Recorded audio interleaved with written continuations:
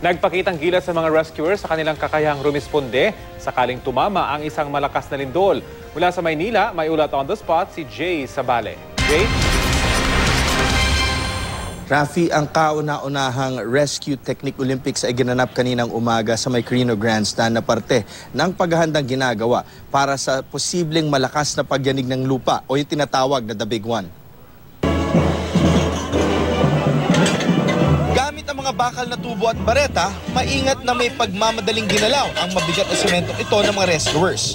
Ito ang parte ng kompetisyon na ang tawag ay rolling of slab o paggalaw ng isang mabigat na bagay. Ang pangalawang senaryo naman ay pag-rescue sa biktimang na-trap sa isang maliit na espasyo. Ang biktima ay nasa loob ng kahoy na kahon na selyado ng hollow blocks at semento. Kinakailangang i-check muna kung may biktima nga sa kahon. Nang makumpirma, nag-spray paint ng hugis triangle sa semento. Binanata ng manual jackhammer ang bawat sulok ng tatsulok bago binayo ang gitna nito para mas madaling mabasig ang semento. Nung may enough space na, pumasok na ang dalawang rescuers upang tignan ang kalagayan ng biktima at malapatan siya ng paunang lunas. Nang secure na ang biktima, dito na siya inilabas.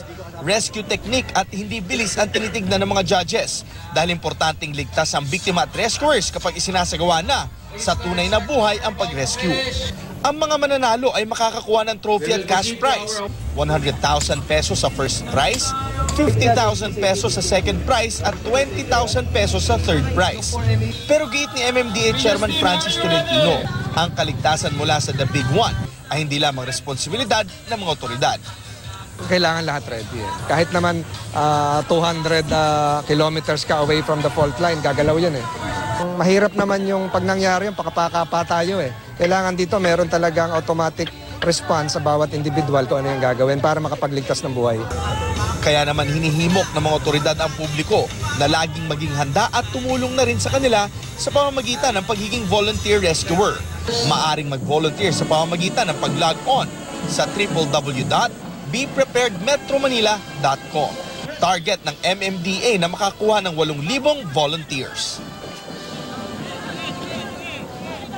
Ongoing naman ngayon ang meeting na ginagawa ng MMDA at 17 mayor ng Metro Manila. Pinag-uusapan nila rito yung gusto nilang gawin na Metro Manila synchronized earthquake drill. Kasama rin sa kanilang pag-uusapan yung tinatawag na towing fees at unified towing na gagawin nila sa buong Metro Manila. Rafi. Maraming salamat, Jay Sabale.